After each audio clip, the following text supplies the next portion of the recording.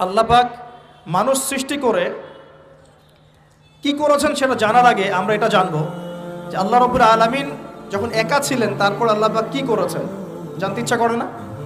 আচ্ছা, আজকে আমরা হিস্ট্রিটা বলছি, শুনুন। আল্লাহ পাক একা ছিলেন, তারপর আল্লাহ সৃষ্টি করেছেন আরশে আজিম। আল্লাহ পাক সৃষ্টি করেছেন কি? আরশে আজিম।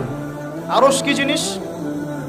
যেই আরশের ছায়ায় আল্লাহ পাক কিয়ামতের মাঠে 7 শ্রেণীর মানুষকে ছায়া দিবেন, যেদিন এই ছায়া ছাড়া অন্য কোনো ছায়া থাকবে না। আরশটাকে একটু বুঝি।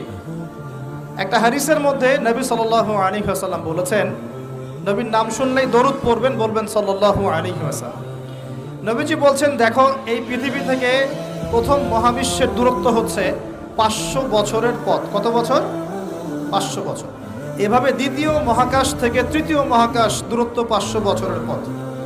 এইভাবে প্রত্যেক আসমানের মধ্যে দূরত্ব হচ্ছে কত বছরের পথ? 500। সপ্তম আসমানের উপরে আছে সিদরাতুল মুনতাহা। কি আছে? এটা একটা কুল গাছ, বড়ই গাছ। নাসা আবিষ্কার করতে পেরেছে, অতএব বিশ্ববাসী বিশ্বাস করবে না। নাসা যদি কালকে বলে হ্যাঁ পাওয়া গেছে সিদরাতুল মুনতাহা, তাহলে বিশ্ববাসী বিশ্বাস করবে। একটা শিরকি দর্শন চলছে, কুফরি দর্শন। ও যখন বলবে হ্যাঁ, তখন সবাই বলে হ্যাঁ, যখন তারা বলে না, সবাই বলে না। আল্লাহ পাকের ওহীর জ্ঞানের কোনো মূল্য নাই সবার কাছে, ইল্লা মাশাআল্লাহ। সিদরাতুল মুনতাহার উপরে আছে কুরসি। কি আছে? কুরসি। আল্লাহ পাকের কুরসি, যেটা আপনি আয়াতুল কুরসির মধ্যে পড়েন, ওয়াসিআ কুরসিয়ুহুস সামাওয়াতি ওয়াল আরদ, মানে আল্লাহ পাকের কুরসিটা আসমান জমিনকে ঘিরে রেখেছে। আর বলে রাখি যে প্রত্যেক ফরজ নামাজের পর যে আয়াতুল কুরসি পড়ে, জান্নাতে যাওয়ার জন্য তার একটাই বাধা, মৃত্যু। মৌত হয়ে গেলে জান্নাতে চলে যাবে। একটা হাদিস আসছে, রাত্রেবেলা ঘুমানোর সময় কেউ যদি আয়াতুল কুরসি পড়ে, সারা রাত আল্লাহর পক্ষ থেকে একজন ফেরেশতা তাকে পাহারা দিবে। এই ফেরেশতা তো দেখা যায় না, দেখা যায় তো কয়দিন পর যদি বলে যে যা দেখা যায় না তা বিশ্বাস করা যাবে না। আসলে কিন্তু এপিস্টেমোলজি তাদের এটাই, যা দেখে না তা বিশ্বাস করে না। পশ্চিমারা কি ফেরেশতায় বিশ্বাস করে? কেন করে না? এটা তো একটা প্রশ্ন, উত্তরটা আমি বলছি আপনাদেরকে। কারণ তাদের জ্ঞান তত্ত্ব হচ্ছে যা চোখে দেখি না, যা পরীক্ষা নিরীক্ষা পর্যবেক্ষণে আসে না, তার কোনো অস্তিত্ব নাই। এটা ওদের ফিলোসফি অফ এডুকেশন, শিক্ষা দর্শন। এটাকে আমরা ফিলোসফির ভাষায় বলি এপিস্টেমোলজি বা জ্ঞান তত্ত্ব। জ্ঞান তত্ত্ব টিচার যারা আছেন তারা বুঝবেন, তাদের জ্ঞান তত্ত্ব এমন। আর আমাদের জ্ঞান তত্ত্ব উল্টা, টোটালি ডিফারেন্ট। আমরা কি বলি? আমরা বলি ওয়াকুলিল হাক্কু মির রাব্বিকুম, সত্য আল্লাহর পক্ষ থেকে আসে। আমরা বলি যে অদৃশ্যে বিশ্বাস না করা পর্যন্ত কেউ মুমিনই হতে পারবে না। ইমানের কয় পিলার? ইমানের কয় পিলার? 6 পিলার। আমানতু বিল্লাহি, আল্লাহর প্রতি বিশ্বাস করলাম, ওয়া মালাইকাতিহি, তার ফেরেশতাগণের প্রতি, ওয়া কুতুবিহি, আল্লাহ পাকের আসমানি কিতাব সমূহের প্রতি, ওয়া রুসুলিহি, আল্লাহ পাকের রাসূলগণের প্রতি, ওয়াল ইয়াউমিল আখির, পরকালের প্রতি, ওয়াল কদরি খায়রিহি ওয়া শাররি, তাকদীর বা ভাগ্যের ভালো মন্দের প্রতি। এই 6টার একটাও কি চোখে দেখা যায়? আল্লাহকে দেখেছেন? ফেরেশতা দেখেছেন? আমাদের নবীকেও কি দেখেছেন? শুধু কোরআনটা আপনি চোখের সামনে দেখছেন, আর কিচ্ছু আপনি দেখছেন। পরকাল দেখেছেন? তাকদীর, ভাগ্য দেখেছেন? কিচ্ছু দেখে নাই। এই 6টা পিলারে বিশ্বাস না করতে পারলে কেউ মুমিন হতে পারবে না। পারবে?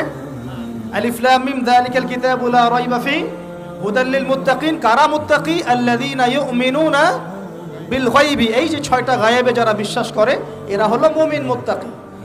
তাহলে আমাদের জ্ঞানের ভিত্তিটা কি? আমরা অদৃশ্যে বিশ্বাস করি, আর ওদের জ্ঞানের ভিত্তি হচ্ছে ওরা চাক্ষুষ যা দেখে তাতে বিশ্বাস করে। এই জায়গাতেই তো পার্থক্য জ্ঞানতাত্ত্বিক। এই কারণেই ওরা ফেরেশতায় বিশ্বাস করে না, আল্লাহ বিশ্বাস করে না, নবী রাসূলগণে বিশ্বাস করে না।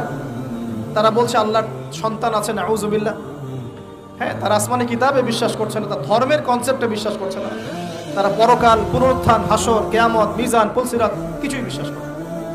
বিশ্বাসগত পার্থক্য এখানে। এখন মুমিন মুসলিম হিসাবে আমরা বিশ্বাস করি আল্লাহ পাকের ফেরেশতা আছে না নাই? আছে। এখন এই ফেরেশতারা 8জন ফেরেশতা, বড় বড় 8জন ফেরেশতা, তারা আল্লাহ পাকের আরশটাকে ধরে রেখেছে। কয়জন ফেরেশতা? 8জন। এই 8জন ফেরেশতা আল্লাহর আরশকে টেনে নিয়ে আসবে কিয়ামতের মাঠে। বলেন সুবহানাল্লাহ। আল্লাহ পাকের এমনও ফেরেশতা আছেন যারা একটা ফুৎকার দিবে, জাস্ট একটা ফু, এক ফুৎকারে পুরো মহাবিশ্ব ধ্বংস হয়ে যাবে। এত শক্তিশালী ফেরেশতা আছে আল্লাহ পাক। আমরা যখন মায়ের গর্ভে ছিলাম, এরকম একজন ফেরেশতাই আল্লাহর পক্ষ থেকে রূহ নিয়ে এসে মায়ের গর্ভে ফুঁকে দিয়েছে এবং আল্লাহর হুকুমে 4টা বিষয় লিখে দিয়েছে। আমরা প্রত্যেকে যখন মায়ের গর্ভে ছিলাম, বয়স ছিল 4 মাস 10 দিন। আমরা তো সব ভুলে গেছি এখন, এগুলো মাত্র 4 মাস 10 দিন। এখন শরীরে শক্তি আছে তো, এই জন্য শৈশব বাল্যকাল সব ভুলে গেছি। আবার একদিন শরীরে শক্তি থাকবে না, তখন আবার আল্লাহ আল্লাহ করা শুরু করবে।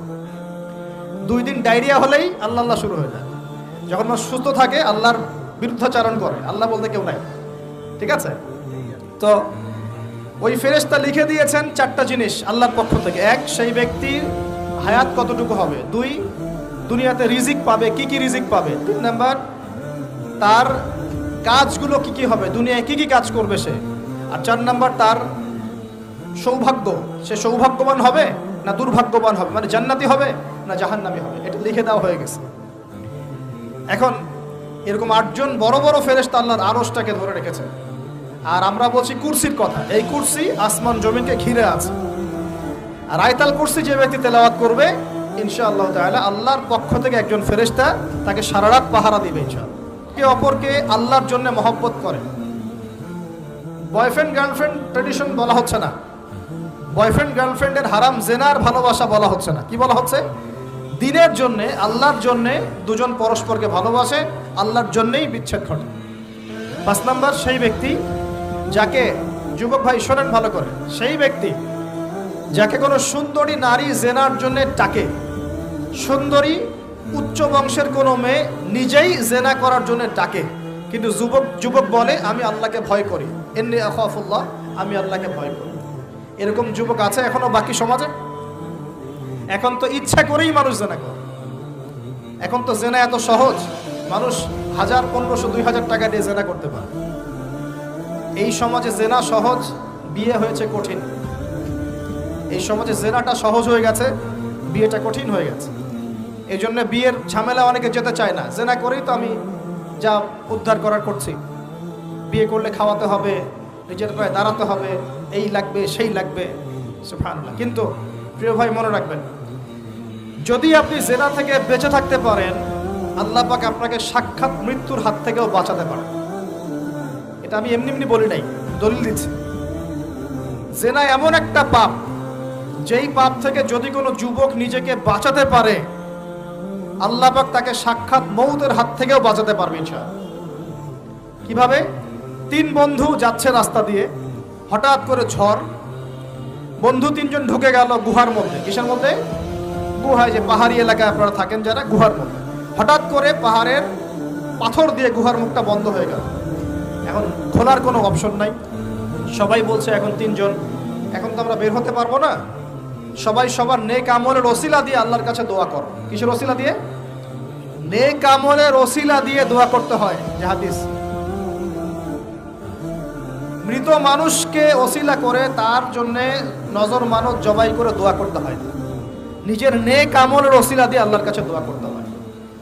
আল্লাহ পাক এখন দোয়া শুনলেন। একজন বলছে আমি আমার পিতা মাতাকে খুব খেদমত করতাম, তাদেরকে দুধ পান না করে দুধ পান করাতাম না, নিজেও করতাম না, ছেলেদেরকে করাতাম না।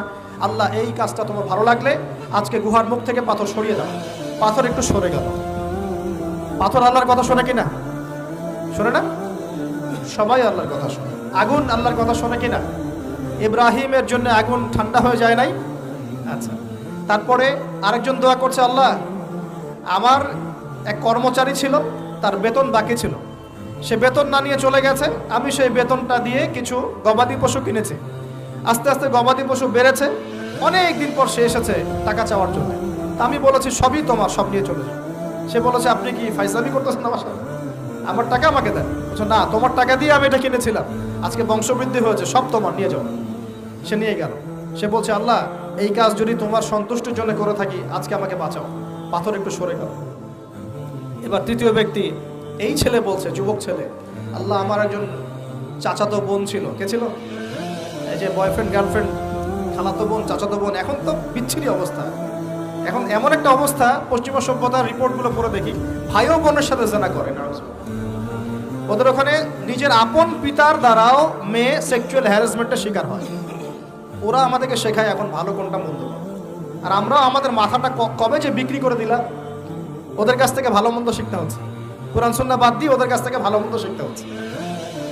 তো চাচাতো বোনকে সে খুব ভালোবাসতো, তাকে সে পেতে চাইতো, মানে তার সাথে সেক্সুয়াল সম্পর্ক করতে চাইতো। আমাকে 1000 বা 100 স্বর্ণ মুদ্রা দিতে পারো, দিনার, তাহলে আমি তোমার সাথে সেক্স করব, মানে জেনা করবো, নাউজুবিল্লাহ। তো সেই ছেলে অনেক কষ্ট করে এই টাকাগুলো বা এই দিনারগুলো অর্জন করে, কামাই করে, দিনরাত পরিশ্রম করে, ঠিক আপনারা যেমন করছেন আর।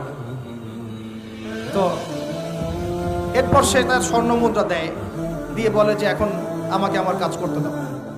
তখন সেই মেয়ে রাজি হয়।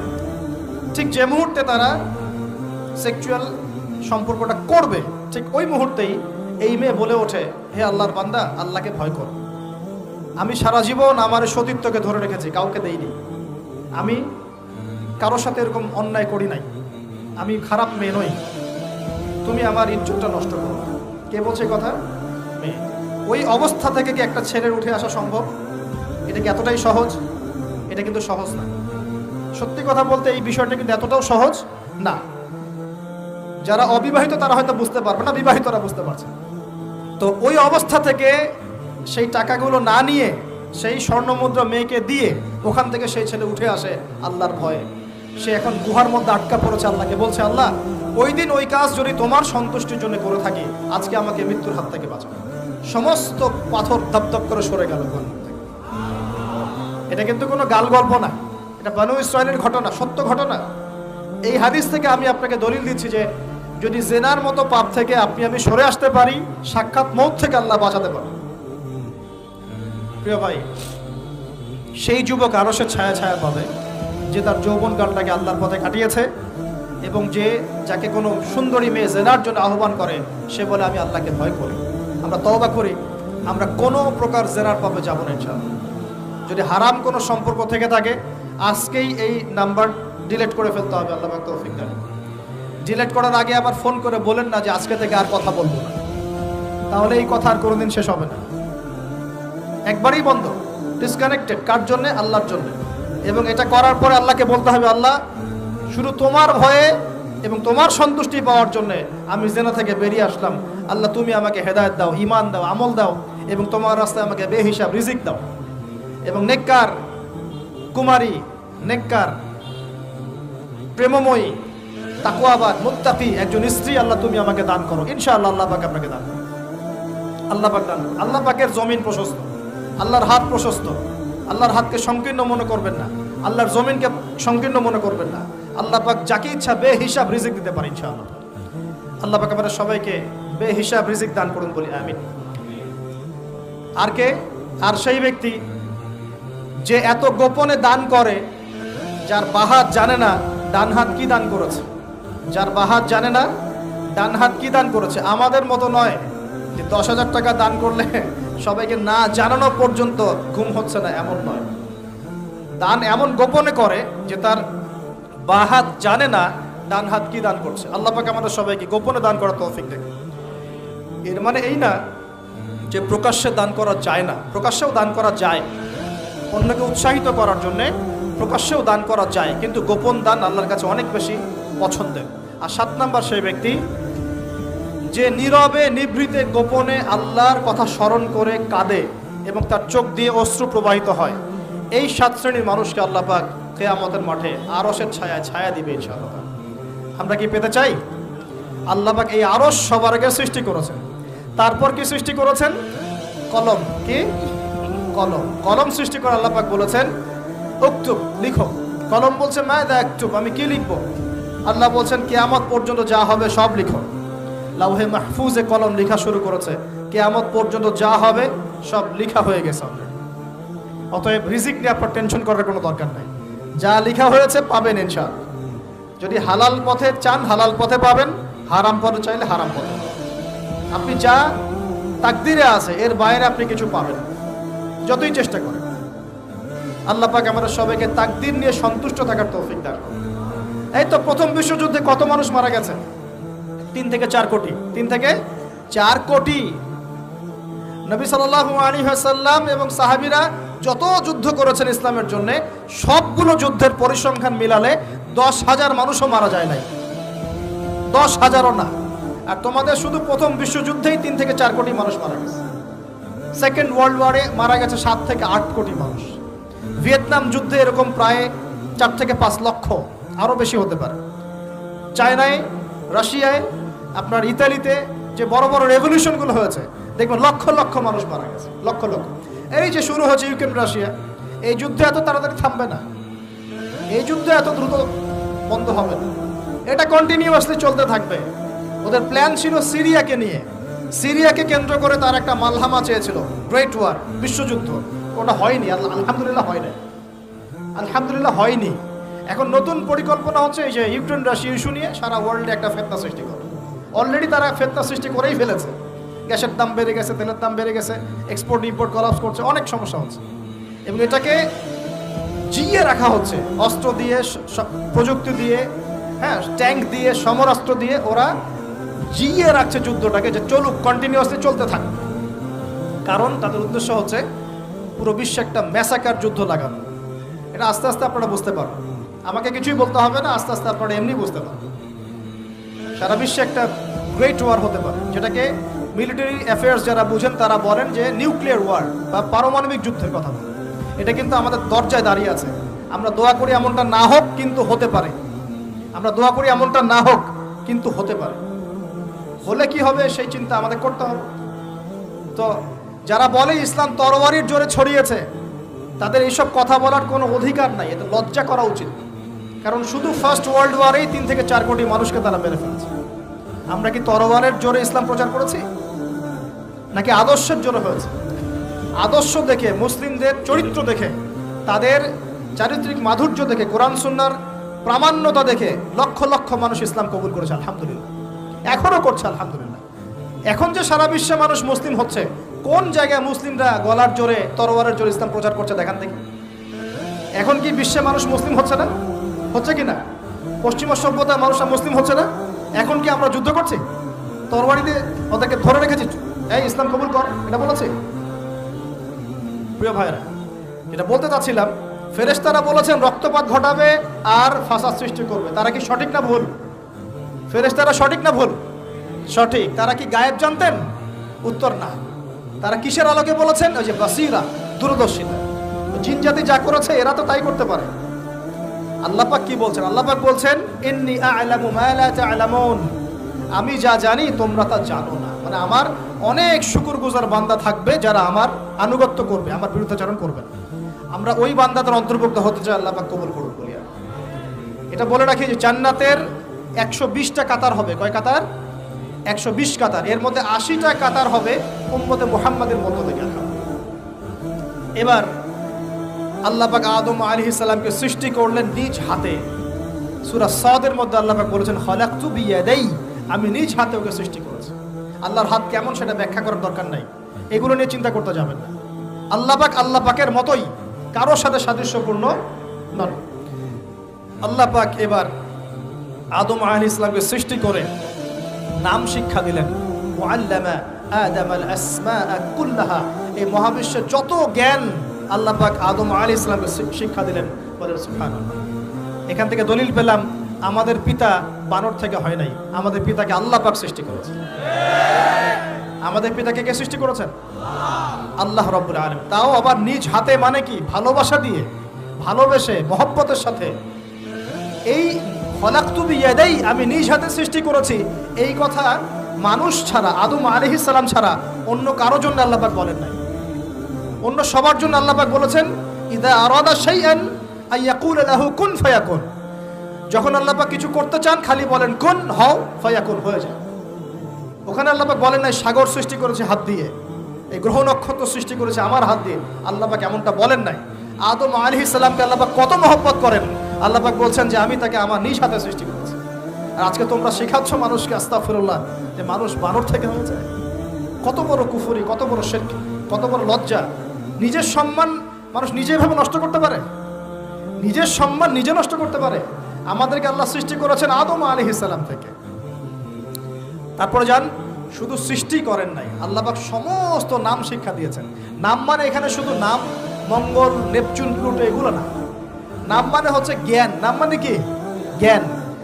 একটা এক্সাম্পল দেই, যখন আপনি বাচ্চাকে বলেন যে A for Apple, A for কি অ্যাপল যে শেখাচ্ছেন, অ্যাপল বলতে কিন্তু সে শুধুমাত্র একটা ওয়ার্ড শিখে না, ও কিন্তু শিখে অ্যাপল মানে একটা এমন কিছু যেটা খেতে হয়। কি করতে হয়?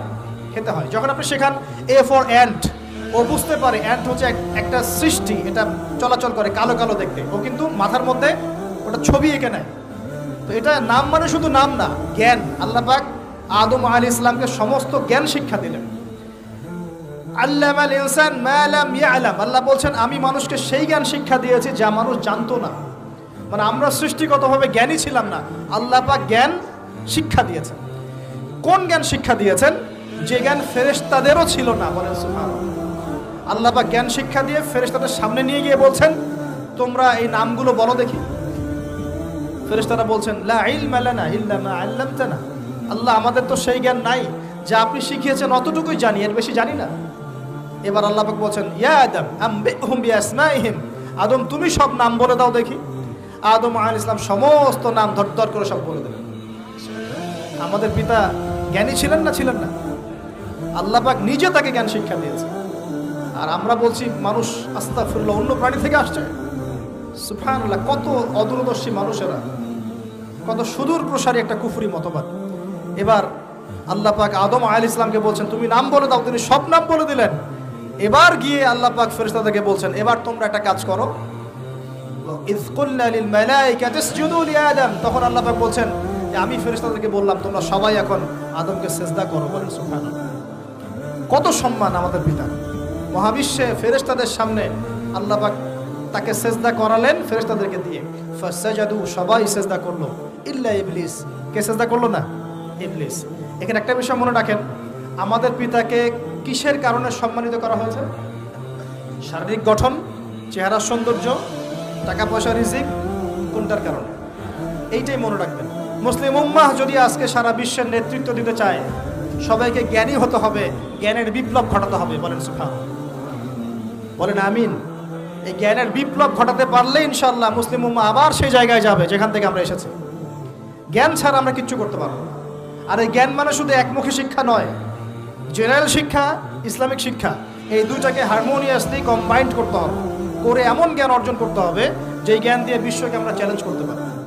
এটাই এই বিশ্বের সবচেয়ে বড় চ্যালেঞ্জ এখন, মুসলিমদের সবচেয়ে বড় চ্যালেঞ্জ এখন এটাই, ইসলামিক শিক্ষা এবং জেনারেল শিক্ষাকে একত্রিত করে এমন প্রজন্ম তৈরি করা যে প্রজন্ম আগামী দিনে উম্মাকে নেতৃত্ব দেবে ইনশাআল্লাহ।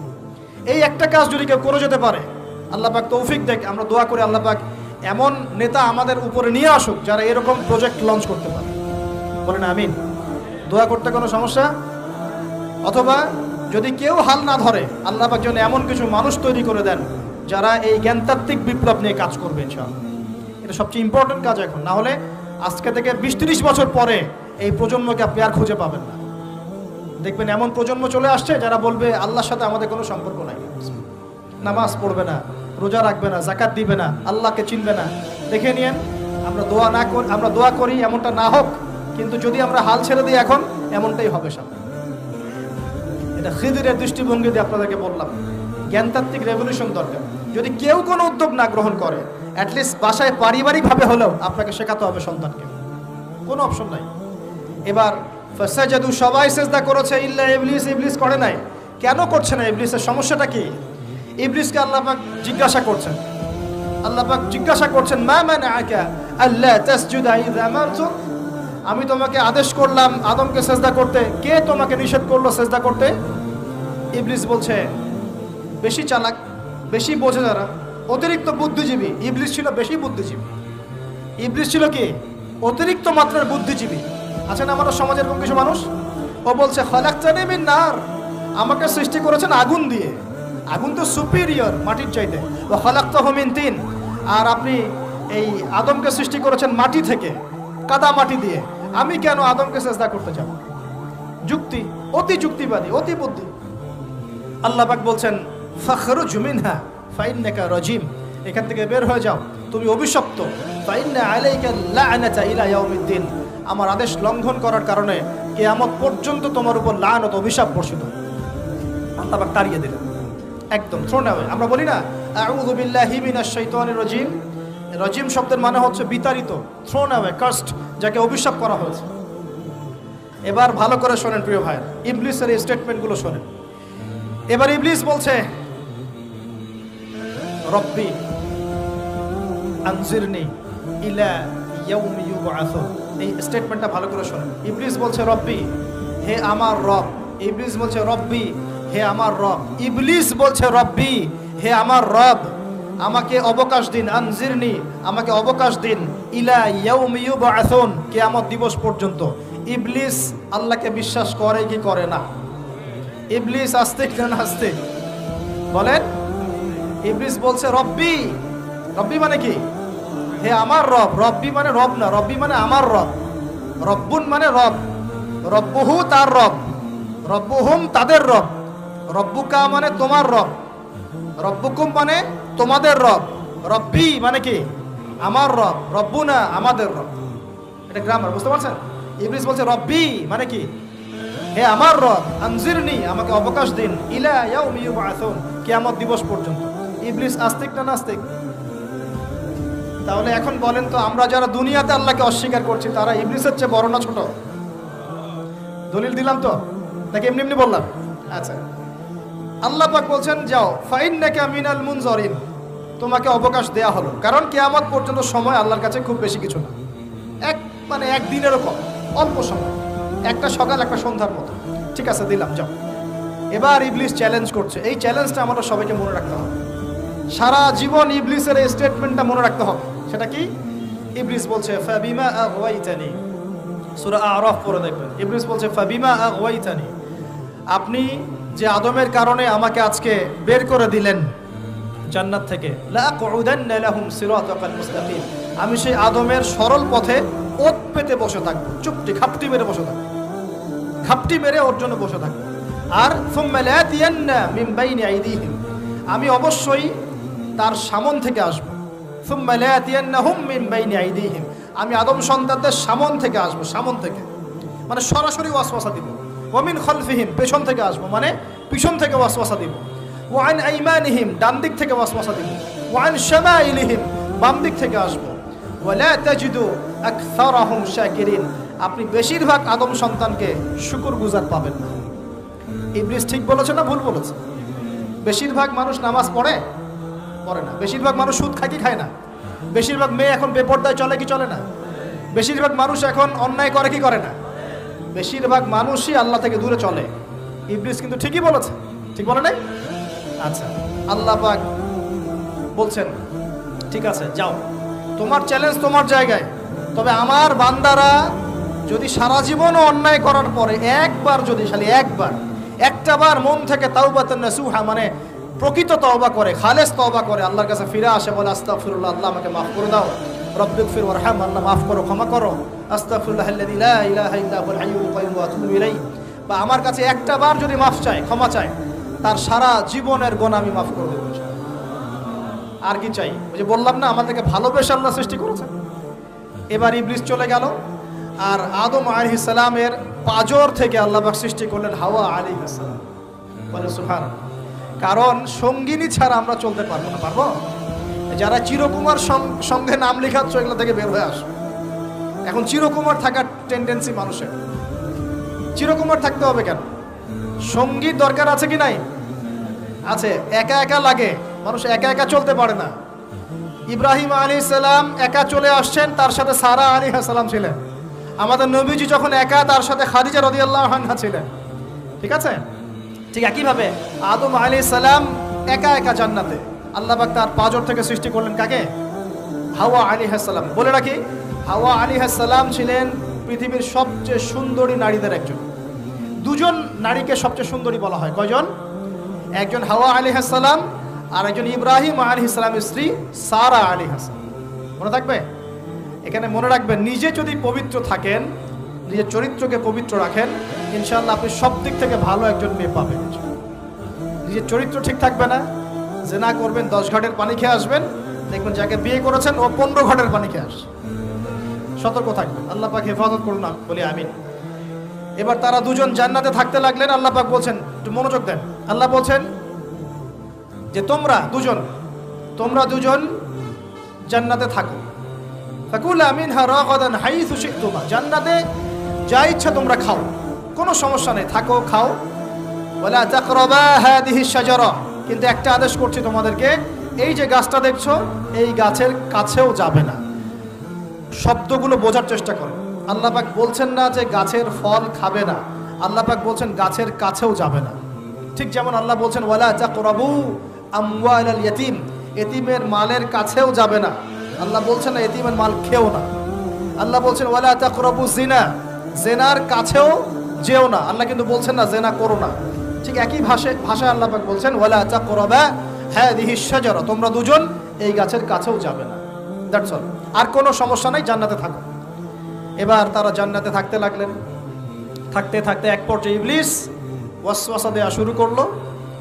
কি ওয়াসওয়াসা দিল যে আমাদের পিতা মাতা সেখানে চলে গেলেন? আবার বিষয় তো নাকি কি এমন বললো ইবলিস যে তা আমাদের পিতা মাতা রিসিভড হয়ে গেলেন? এই কথাটা আছে সূরা তাহায়। কোন সূরা? তাহা পড়ে দেখবেন। আল্লাহ পাক বলছেন ইবলিস আমাদের পিতাকে বোঝাচ্ছে, বলছে ইয়া আদম, হে আদম, হাল আদুল্লুকা, আমি কি তোমাকে জানিয়ে দিব, আমি কি তোমাকে জানিয়ে দেব, খবর দিব, আলা শাজারাতিল খুলদি ওয়া মুলকিন লা ইয়াবলা, এমন একটা গাছের কথা কি জানিয়ে দিব যেই গাছের কাছে গেলে বা তার ফল খেলে তুমি দুটো জিনিস পাবে, চিরস্থায়িত্ব পাবে, কোনোদিন মরবে না, আর বিশাল ক্ষমতার মালিক হবে। অন্য আয়াতে আসছে যে তোমরা ফেরেশতা হয়ে যাবে। এই দুটো কথা। তাহলে কি প্রলোভন দিল? চিরস্থায়িত্বের প্রলোভন এবং কি অমরত্বের প্রলোভন, অমরত্ব এবং ক্ষমতা। একটু মনোযোগ দেন।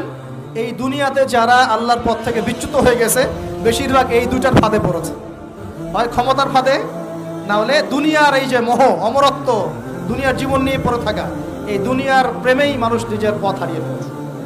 এই দুটোই হয়েছে।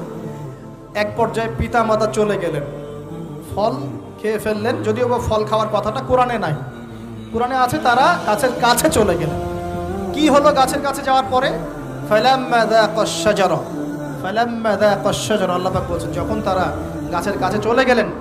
ভাই লক্ষ্য করেন, যখন তারা গাছের কাছে চলে গেলেন প্রথম যে ঘটনা ঘটলো, বাদাত লাহুমা সাওআতুহুমা, তাদের যে কাপড় ছিল জান্নাতের কাপড়, গায়ে কাপড়টা থাপাস করে খুলে পড়ে।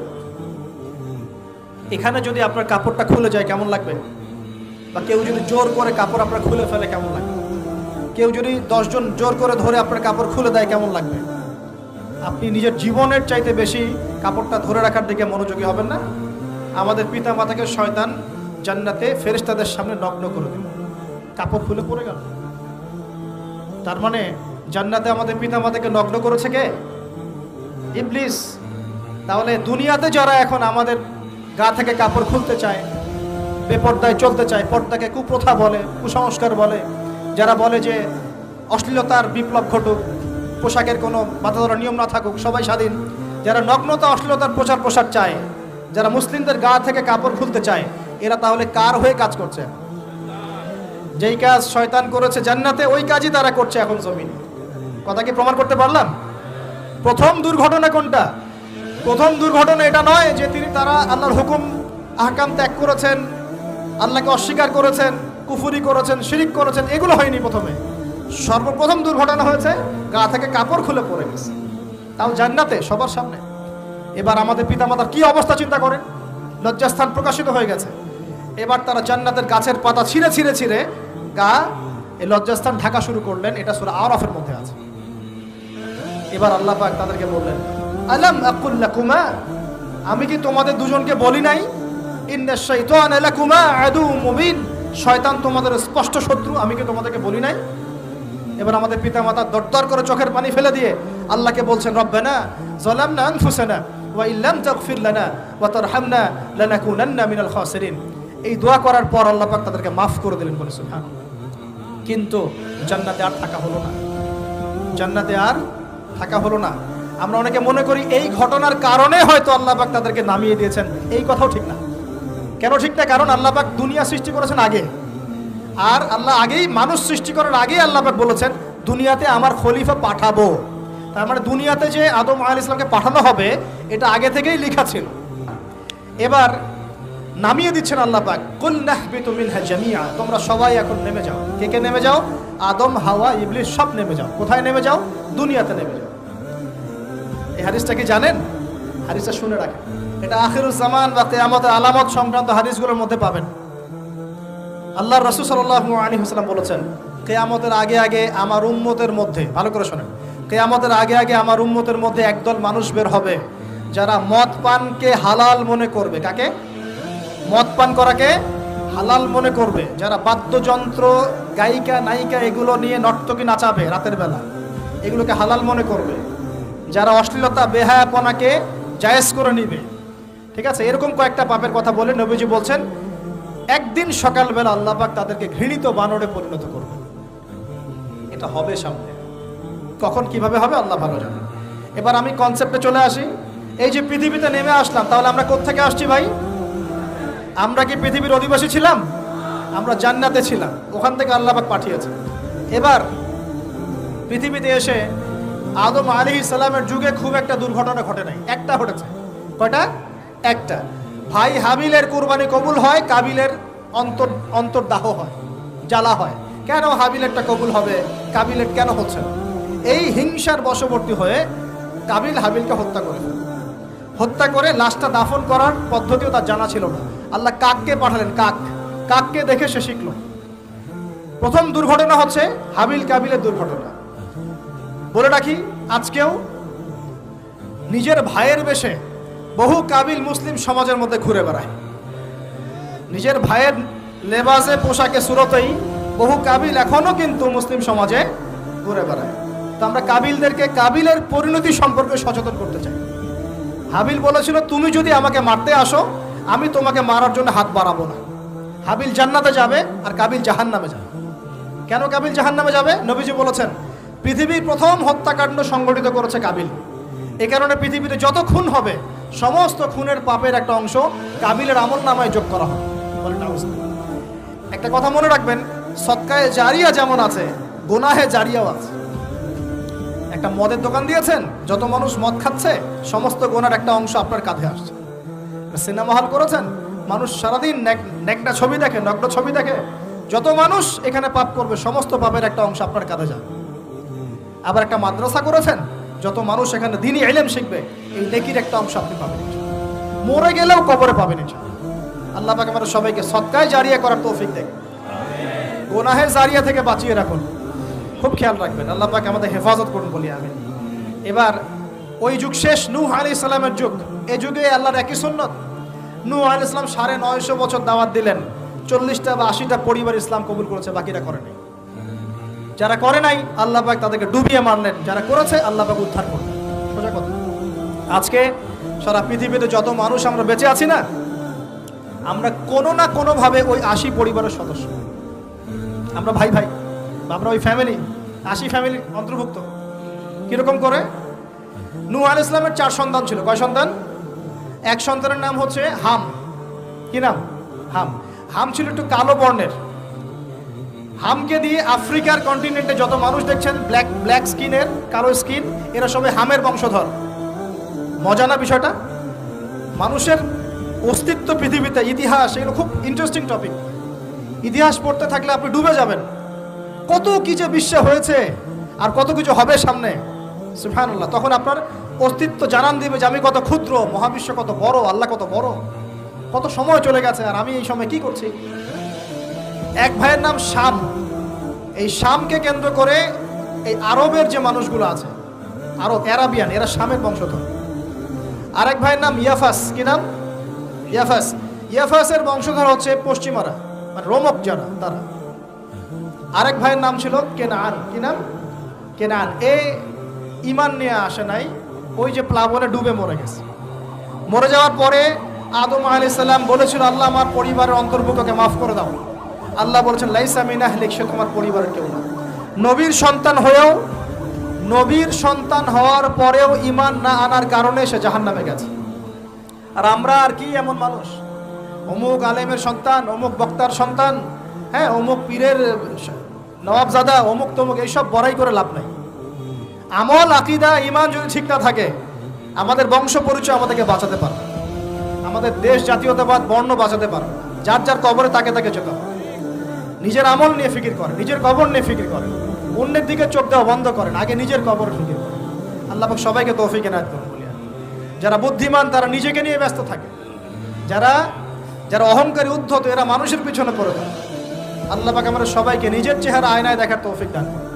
হ্যাঁ প্রিয় ভাইরা, নূহ আলাইহিস সালামের যুগ চলে গেল, 950 বছর দাওয়াত দেওয়ার পরে এই পরিণতি হয়েছে। এরপরে আসছে ইব্রাহিম আলাইহিস সালামের সময়। আল্লাহ পাক তাকে উদ্ধার করেছেন, অগ্নি পরীক্ষা থেকে বাঁচিয়েছেন, নমরুদকে আল্লাহ পাক ধ্বংস করেছেন। আল্লাহ পাক এরপরে এনেছেন আদ জাতি। আদ জাতির হুদ আলাইহিস সালাম এবং তার অনুসারীদেরকে আল্লাহ পাক বাঁচিয়েছেন, বাকিদেরকে ধ্বংস করে দিয়েছেন ঝড় দিয়ে, বায়ু প্রবাহ দিয়ে। সামুদ জাতি এসেছে, সামুদ জাতিকে আল্লাহ পাক ধ্বংস করেছেন বজ্রপাত দিয়ে, বিদ্যুৎ দিয়ে। আর সালেহ আলাইহিস সালাম এবং তার অনুসারীদেরকে বাঁচিয়ে দিয়েছেন। ফেরাউনের যুগ এসেছে, আল্লাহ পাক মূসা আলাইহিস সালাম এবং বনু ইসরাইলকে বাঁচিয়েছেন, ফেরাউনকে ডুবিয়ে মেরেছেন লোহিত সাগরে। ঈসা আলাইহিস সালামের যুগ আসছে, একই সুন্নত। ঈসা আলাইহিস সালামকে আল্লাহ পাক শুধু রক্ষাই করেন নাই, নিজের কাছে উঠিয়ে নিয়েছেন। সুবহানাল্লাহ। তিনি আবারও আসবেন পৃথিবীতে ইনশাআল্লাহ। যতদিন না তিনি আসছেন এবং এই পৃথিবীতে 40 বছর রাজত্ব না করছেন, কিয়ামত হবে না ইনশাআল্লাহ। যতদিন পর্যন্ত ঈসা আলাইহিস সালাম আবার ব্যাক না করছেন এবং এই জেরুজালেম থেকে সারা বিশ্বে খিলাফা কায়েম না করছেন, 40 বছর শাসন না চালাচ্ছেন, কিয়ামত হবে না ইনশাআল্লাহ। এটা সামনে অপেক্ষা করছে। এবং নবী সাল্লাল্লাহু আলাইহি ওয়াসাল্লামের যুগে আবু জেহেল, আবু লাহাব বা সাহেবাদেরকে আল্লাহ পাক ধ্বংস করেছেন, আল্লাহর নবী এবং সাহাবীদেরকে আল্লাহ পাক সম্মানিত করেছেন। আপনি কি পুরো হিস্ট্রির মধ্যে একটা সুন্নত দেখতে পাচ্ছেন, কমন সুন্নত? কি সুন্নত?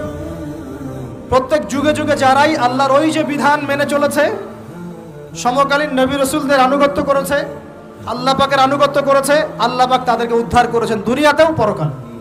প্রত্যেক যুগে যুগে যারাই আল্লাহকে মানে নাই, রাসূলকে মানে নাই, আল্লাহর আসমানি কিতাবকে মানে নাই, বিরুদ্ধাচরণ করেছে, কুফরি করেছে, শিরক করেছে, আল্লাহ পাক সবাইকে ধ্বংস করে দিয়েছেন, কারো কোনো পরোয়া করেন। এই সিলসিলা আজও অব্যাহত আছে, আগামীতেও থাকবে ইনশাআল্লাহ। এখন আমরা যারা এখন বেঁচে আছি, আমরা নবী সাল্লাল্লাহু আলাইহি ওয়াসাল্লামের ইন্তেকালের প্রায় 1450 বছর পরের মানুষ। আল্লাহর নবী এসেছেন এমন সমাজে, যে সমাজে শিরকের পাপ চলছে, সুদের পাপ চলছে, দুর্নীতি চলছে, আপনার কন্যা সন্তানকে জীবিত হত্যা করা হচ্ছে, আপনার মাদক দ্রব্যের সয়লাভ চলছে, মেয়েদের অধিকার দেওয়া হচ্ছে না, হ্যাঁ, গোত্রীয় হানাহানি চলছে। ওই সমাজটাকে তিনি 23 বছরের মধ্যে পাল্টে ফেললেন। কত বছর? 23 বছর। কিভাবে পাল্টালেন? উত্তর, তিনি প্রথমে জ্ঞানের চর্চা করেছেন। কিসের চর্চা? জ্ঞানের। আল্লাহ পাক প্রথম ওহী নাযিল করেছেন, ইকরা বিসমি রাব্বিকাল্লাযী খালাক, পড়ুন আপনার রবের নামে যিনি আপনাকে সৃষ্টি করেছেন। নবী সাল্লাল্লাহু আলাইহি ওয়াসাল্লাম সাহাবীগণ কোরআনের 6টা হক আদায় করেছেন। কয়টা হক? 6টা। তারা কোরআন পড়া শিখেছেন। আমরা সবাই কোরআন পড়া শিখবো তো ইনশাআল্লাহ। তারা কোরআনের অর্থ শিখেছেন, আমরা কোরআনের অর্থ শিখবো তো ইনশাআল্লাহ। তারা কোরআনের আদেশগুলো মেনেছেন, আমরা কোরআনের সব আদেশ মানবো তো ইনশাআল্লাহ। তারা কোরআনের সমস্ত নিষেধগুলো বর্জন করেছে, আমরা নিষেধ বর্জন করবো তো ইনশাআল্লাহ। তারা কোরআনের দাওয়াত মানুষের কাছে পৌঁছে দিয়েছেন, আমরা কোরআনের দাওয়াত দিব তো ইনশাআল্লাহ। এবং 6 নাম্বার, তারা কোরআনের বিধানগুলোকে বাস্তবায়ন করেছেন, আমরাও বাস্তবায়নের চেষ্টা করবো তো ইনশাআল্লাহ। এই 6টা হক আদায়ের ফলে 23 বছরের ব্যবধানে জাহেলি মক্কা একদম সোনালী মক্কায় পরিণত হয়েছে।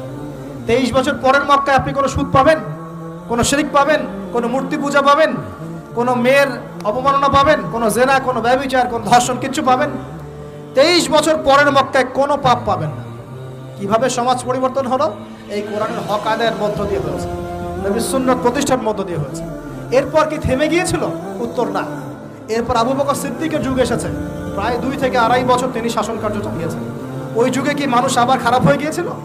উত্তর, না, বরং ইসলাম আরো বেগবান হয়েছে আলহামদুলিল্লাহ। এরপর এসেছে ওমর রাদিয়াল্লাহু আনহুর যুগ। কত বছর? প্রায় 10 বছর। কত বছর? 10 বছর। এই 10 বছরে কি মুসলিমরা আবার খারাপ হয়ে গিয়েছিল? ওমর রাদিয়াল্লাহু আনহুর কোর্টের মধ্যে কি প্রতিদিন কেস আসতো? সারা বছরে একটা কেসও আসতো না। মানুষ এত ভালো ছিল, সারা বছরে একটা কেসও আসতো না।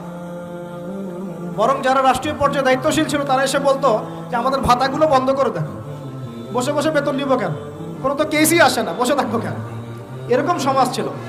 একজন ব্যক্তি খুঁজে পাওয়া যেত না যে নামাজ পড়ে না, একজন মুসলিম পাওয়া যেত না যে জাকাত দেয় না সামর্থ্য থাকলে, এমন মুসলিম খুঁজে পাওয়া যেত না যে কোরআন পড়তে জানে না, হাদিসের চর্চা করে না, যে দাওয়াতি কাজ করে না, যে আল্লাহর পথে দাওয়াত এবং জিহাদে আত্মনিয়োগ করে না, এমন মুসলিমই খুঁজে পাওয়া যেত। এরপরে আসলো উসমান রাদিয়াল্লাহু আনহুর যুগ। ওই যুগে ফিতনা শেষের দিকে সৃষ্টি হওয়া শুরু হলো। কোন বিষয়কে কেন্দ্র করে? কোরআন সংকলনকে কেন্দ্র করে ফিতনা সৃষ্টি হলো। আতাতায়ীদের বিদ্রোহীদের হাতে উসমান রাদিয়াল্লাহু আনহুকে নির্মমভাবে শাহাদাত বরণ করতে হয়েছে। তিনি প্রায় 12 বছর শাসন কার্য চালিয়েছেন। ইসলাম আরও এগিয়ে গেছে। এরপর এসেছে আলী রাদিয়াল্লাহু আনহুর যুগ। আলী রাদিয়াল্লাহু আনহুর খেলাফতে ওই উসমান রাদিয়াল্লাহু আনহুর ঘটনাকে কেন্দ্র করে, হত্যাকাণ্ডকে কেন্দ্র করে মুয়াবিয়া রাদিয়াল্লাহু আনহু এবং আলী রাদিয়াল্লাহু আনহুর মাঝখানে একটা ব্যাটল, একটা যুদ্ধ হয়ে গেছে। এর নাম হলো সিফফিনের যুদ্ধ। কিসের যুদ্ধ? সিফফিন। যাই হোক, এক পর্যায়ে আলী রাদিয়াল্লাহু আনহুকে এরকম বিদ্রোহীদের হাতে, খারেজিদের হাতে শহীদ হতে হয়। বলেন ইন্না লিল্লাহি ওয়া ইন্না ইলাইহি রাজিউন। তারপরে হাসান রাদিয়াল্লাহু আনহু অল্প কয়েকদিন শাসন কার্য চালান। তারপর উম্মার ঐক্যের খাতিরে তিনি তার শাসন কার্যের ভারটাকে মুয়াবিয়া রাদিয়াল্লাহু আনহুর হাতে সুপর্দ করে দেন, ছেড়ে দিলেন। মুয়াবিয়া রাদিয়াল্লাহু আনহুর সময় থেকে উমাইয়াদের শাসন শুরু হয়। উমাইয়ারা শাসন করেছে প্রায় 132 হিজরি পর্যন্ত। কত হিজরি? 132 হিজরি পর্যন্ত, প্রায় 92 ইয়ার্স, 92 বছর তারা শাসন করেছে। এ সময় ইসলাম আরও এগিয়ে গেছে, পিছিয়ে যায় নাই। ফিতনা এসেছে, দমন করা হয়েছে। মুসলিমরা বীর দর্পে বিশ্বের বুকে শাসন কার্য চালিয়েছে। এরপর এসেছে আব্বাসীয়দের খেলাফত। জাব নদীর যুদ্ধে উমাইয়াদের পরাজয়ের পরে আব্বাসীয়রা ক্ষমতায় আসে। তারাও ইসলামকে এগিয়ে নেওয়ার চেষ্টা করছিল, ইসলাম এগিয়ে যাচ্ছিল, জ্ঞান বিজ্ঞানের প্রসার হচ্ছিল। আলহামদুলিল্লাহ, ইসলাম পিছিয়ে যায় নাই, মুসলিমরা পিছিয়ে যায় নাই। সারা বিশ্বে দাপটের সাথে আমরা চলেছি। তারপর আস্তে আস্তে ওই আব্বাসীয়দের পতন শুরু হলো। কাদের হাতে? এই তাতারিদের হাতে, মঙ্গোলিয়ানদের। মাত্র 40 দিনের ব্যবধানে পুরো বাগদাদের মধ্যে প্রায় 20 থেকে 25 লক্ষ মানুষকে হত্যা করা হয়েছে। বাইতুল হিকমা ধ্বংস করে দেওয়া হয়েছে, লাইব্রেরি ধ্বংস করে দেওয়া হয়েছে, বইপত্রকে নদীতে ফেলে দেওয়া হয়েছে। তারা ছিল উগ্র জাতি। মঙ্গোলিয়ানদের নাম শুনে নাই? হালাকু খান নাম শুনেছেন? চেঙ্গিস খান, হালাকু খান নাম শুনে নাই? ওদের হাতে মুসলিমদের ব্যাপক দমন পীড়ন সহ্য করতে হয়েছে। এভাবে যুগে যুগে তারপর ক্রুসেডাররা আসছে। ক্রুসেড 1টা 2টা 3টা ক্রুসেড হচ্ছে। আস্তে আস্তে উসমানীয়দের রাইজিং হয়েছে, ফাতেমি খেলাফত এসেছে, মামলুকদের শাসন এসেছে। এদিকে মোগলরা শাসন করেছে, কর্ডোভার দিকে আব্দুর রহমান তারা শাসন করেছে। মানে এক কথায় সারা বিশ্বে মুসলিম শাসন ছিল। অটোমান এম্পায়ার 1923 এই সময়ের দিকে, 1914 থেকে 1923 এই সময় পর্যন্ত অটোমান এম্পায়াররাই বিশ্বে ছিল। তারপরে মুসলিমরা আস্তে আস্তে রাষ্ট্র ভাগ করে ফেলেছে। প্রত্যেক রাষ্ট্র টুকরা টুকরা হয়ে গেছে, ইউনিটি নষ্ট হয়ে গেছে, রাষ্ট্রের ভিতরে বিভিন্ন ফাসাদ তৈরি করে দেওয়া হয়েছে, মুসলিমদের ঐক্য ভেঙে গেছে, ইকোনমি দুর্বল হচ্ছে। সব মিলিয়ে আজকে মুসলিমদের আজকে এই অবস্থা হচ্ছে। আমাদের এখন যুবকরা চিনে না আল্লাহকে, নামাজ পড়তে মানুষ খুঁজে পাওয়া যাচ্ছে না, যাকাত দেওয়ার মানুষ পাওয়া যায় না। রমজান মাসে পার্ট টাইম রোজা রাখে, পার্ট টাইম তারাবি পড়ে, পার্ট টাইম জুমায় আসে, পার্ট টাইম ঈদে নামাজ পড়ে। প্রজন্ম আস্তে আস্তে এই জায়গায় চলে আসছে। আল্লাহকে চিনে না, রাসূলকে চিনে না, ইসলামের হিস্ট্রি জানে না, আমাদের শেকড় জানে না। এমনি এমনি হয়নি, লাস্ট 100 বছরে এই জায়গায় আমরা আসছি। লাস্ট 100 বছরের হিস্ট্রি ভালো করে পড়ে দেখবেন, বলার সময় নেই এখানে। লাস্ট 100 বছরের হিস্ট্রি পড়ে দেখবেন, যে জায়গায় আমরা ছিলাম সেখান থেকে একদম তলানিতে নেমে চলে আসছি। এখন প্রশ্ন হচ্ছে, এই অবস্থায় কি চিরস্থায়ী থাকবো, নাকি এখান থেকে আমরা সামনে যাব? সামনে যে এমনি এমনি যাওয়া হবে না এটা নিশ্চিত। সামনে যাওয়ার জন্য কিছু কাজ এবং ক্রাইটেরিয়া মেনটেন করতে হবে। আমরা জানি এরপরে আসবে ইমামুল মাহদির শাসন, তারপরে আসবে নবী ঈসা আলাইহিস সালামের শাসন, তারপরে দাজ্জালকে মেরে ফেলা হবে। আর দাজ্জালকে মেরে ফেলার আগে দাজ্জাল তার অনুসারীদেরকে নিয়ে বিশ্ব শাসন করবে 40 বছর। 40 বছর না, 40 দিন। 40 দিন। প্রথম দিন হবে 1 বছরের সমান, দ্বিতীয় দিন হচ্ছে 1 মাস, তৃতীয় দিন 1 সপ্তাহের সমান। তারপরে দিনগুলো আমাদের দিনের মতোই। এরপর ঈসা আলাইহিস সালামের আগমনের মধ্য দিয়ে তার ধ্বংস হবে। এরপর ইয়াজুজ আর মাজুজ বের হবে। ইয়াজুজ আর মাজুজ খুব হিংস্র হবে, তাদেরকে হত্যা করার ক্ষমতা মুসলিমদের থাকবে না। মুসলিমরা তুর পাহাড়ে আশ্রয় নেবে। আল্লাহ পাকের গজবে তাদের ঘাড়ের মধ্যে একটা ভাইরাস জন্ম নেবে, এতে তারা মারা যাবে। বড় বড় নখরওয়ালা প্রাণী আল্লাহ পাঠাবেন, পাখি, এরা এসে এদেরকে উঠিয়ে উঠিয়ে কোনো জায়গায় ফেলে দিবে, মহাবিশ্বের কোনো এক জায়গায় এনে ফেলে দিবে। তারপর আল্লাহ পাক বৃষ্টি বর্ষণ করবেন, প্রচুর বৃষ্টি বর্ষিত হবে এবং বিশ্বের এই জমিনটা উর্বর হবে। তখন একটা ডালিম দেখেছেন? ডালিম, একটা ডালিম একটা পরিবার খাবে। একটা ডালিমের খোসার মধ্যে একটা পরিবার আশ্রয় নিতে পারবে। এত বড় বড় ফসল হবে।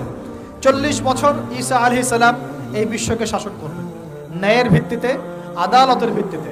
ঘাটে মহিষে 1 ঘাটে পানি খাবে, বাঘে মহিষে 1 ঘাটে পানি খাবে, কেউ কারো উপর জুলুম করবে না। এরপর তার বিয়ে শাদী হবে, সন্তান হবে এবং তার ইন্তেকালও হবে স্বাভাবিকভাবে, এবং তাকে দাফন করা হবে নবী মুহাম্মদ সাল্লাল্লাহু আলাইহি ওয়াসাল্লামের কবরের পাশে। রওজার পাশে। এরপরে মানুষ আবার খারাপ হওয়া শুরু করবে, এতটা খারাপ হবে যে মানুষ রাস্তার মোড়ে মোড়ে জেনা ব্যভিচারে লিপ্ত হবে, কুকুর শেয়ালের মতো। এই অবস্থায় পশ্চিম দিক থেকে সূর্য উঠবে এবং ব্যবসায়ী ব্যবসা করতে বসেছে, কাপড় খুলেছে, এই কাপড় গুটিয়ে নেওয়ার আগে কিয়ামত হয়ে যাবে। একজন ব্যক্তি পানির বোতল খুলেছে, পানি মুখে দেওয়ার আগেই কিয়ামত হয়ে যাবে। একজন ব্যক্তি বাসা থেকে বের হয়েছে, বাসায় ফেরত যাওয়ার আগে কিয়ামত হয়ে যাবে। উঠকে পানি পান করানোর আগে কিয়ামত হয়ে যাবে। ওই সময় তওবার দরজা বন্ধ হয়ে যাবে। এই ইসরাফিল আলাইহিস সালাম সিংহায় ফুঁক দিয়ে দিবেন, মহাবিশ্ব ধ্বংস হয়ে যাবে। আল্লাহ পাক দ্বিতীয় ফুৎকারের মধ্য দিয়ে আবার সবাইকে উঠাবেন এবং এই দুনিয়ার জীবনে আমরা যে কাজগুলো করেছি এর হিসাব আমাদেরকে দিতে হবে। সেদিন যদি আমরা আল্লাহর কাছে প্রত্যেকটা কাজের হিসাব দিতে পারি, কোরআন সুন্নাহর উপর থাকতে পারি, আল্লাহর বিধিবিধান মেনে চলতে পারি, এই কারাগারের জীবনে আল্লাহর বিধান মেনে চলতে পারি, ইনশাআল্লাহ যেই জান্নাত থেকে আসছি আবার সেখানে ফিরে যাবো ইনশাআল্লাহ। আর যদি ওই দিন আমরা হিসাব দিতে ব্যর্থ হই, আল্লাহ না করুক, তাহলে ওই ইবলিসের সাথে, তার অনুসারীদের সাথে আমাদের সবাইকে জাহান্নামে থাকতে হবে বলে না। এভাবে হিস্ট্রি শুরু হয়েছে, হিস্ট্রি শেষ হবে। এই দুনিয়া চিরস্থায়ী হবে না, আর আমাদের অবস্থা এমন থাকবে না। এখন শেষ কথা হচ্ছে, এই অবস্থা থেকে উত্তরণের জন্য আমাদের কি করণীয় আছে? উত্তর, আমাদের প্রথম দরকার জ্ঞান চর্চা। কি দরকার ভাই? জ্ঞান চর্চা। প্রচুর জ্ঞান চর্চা প্রয়োজন, জ্ঞান নাই কিছুই করতে পারবো না। দ্বিতীয় কাজ হলো আমাদের সবার দরকার জানা অনুযায়ী আমল করা। জানা অনুযায়ী আমল করা, যে যত বেশি জানি আমল করার চেষ্টা করি, আল্লাহ পাক তৌফিক দান করুন। এরপর দরকার আদর্শ পরিবার গড়ে তোলা।